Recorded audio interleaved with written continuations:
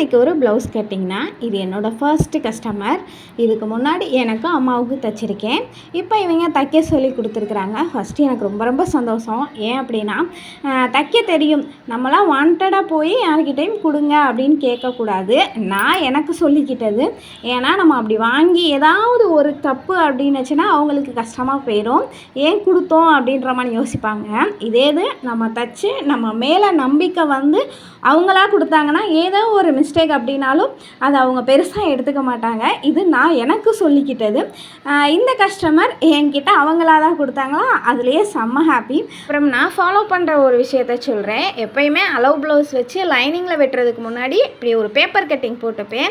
அப்போ தான் ஏதாவது தப்பு அப்படின்னு இருந்தாலும் ஃபஸ்ட்டு நம்ம பேப்பர்லேயே அனலைஸ் பண்ணிடலாம். அடுத்து லைனிங்கில் போகல நமக்கு பர்ஃபெக்டாக வரும். உங்களுக்கு யூஸ்ஃபுல்லாக இருக்கும்னு நினைக்கிறேன். நம்ம ப்ளவுஸ் எப்படி வருது அப்படின்றத கண்டினியூஸாக பாருங்கள். அப்புறம் பாய், நெக்ஸ்ட் வீடியோவில் பார்க்கலாம்.